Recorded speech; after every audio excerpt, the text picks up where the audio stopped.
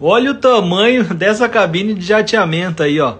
Você tá doido. Olha aí, o abrasivo aí no chão, ó. Chega a fazer uma pilha ali de abrasivo. Não sei o que deve ser, se é microesfera de vidro, o que pode ser isso aí.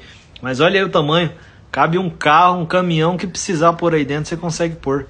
E as máquinas puxam direto ali do chão ali, ó.